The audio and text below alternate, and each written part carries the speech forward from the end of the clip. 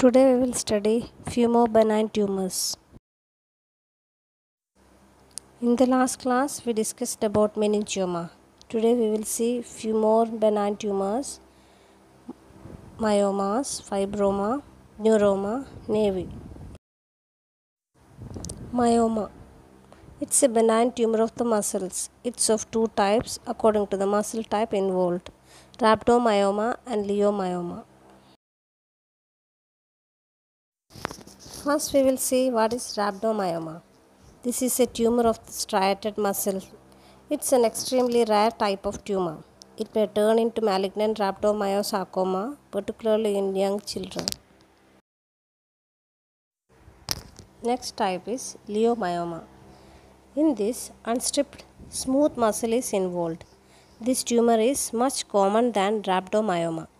Usual sites include uterus, stomach, intestine, and skin. Leiomyoma may be multiple. Leiomyoma is composed of whorls of smooth muscle cells interspersed with variable amount of fibrous tissue. The muscle elements to certain extent may be replaced by fibrous tissue. Then it is called fibroleiomyoma or fibroid. It's very common in uterus. That is, it's the uterine fibroid. Next is fibroma. It's a rare benign tumor. It consists of collection of fibroblasts between which there is variable amount of collagen. Depending upon the consistency, two varieties of fibroma are usually seen. They are hard and soft. Hard fibroma has more collagen, whereas soft fibroma is predominantly cellular. Soft fibroma is more common in subcutaneous tissue of the face and appears as soft brown swelling. Fibroma is also seen in the stomach, ovary, and skin. Many fibromas are combined with other mesodermal tissues. They are named according to that. With fat, they are called fibrolipoma. With muscle, fibromyoma. With nerve sheath, neurofibroma, which may be multiple, as in von Recklinghausen's disease. Few unusual types of fibromas are dermoid tumor, myxofibroma, or myxoma.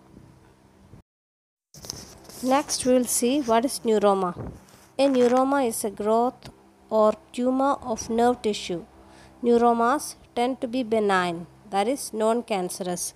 Neuromas can arise from different types of nerve tissue, including the nerve fibers and their myelin sheath. Neuromas are so many types. First one is acoustic neuroma. It's a slow growing benign tumor of the acoustic nerve. Symptoms include dizziness, headache, vertigo, loss of balance, ringing sensations, and numbness. Next type is ganglioneuroma, a tumor of the sympathetic nerve arising from the neural crest cells.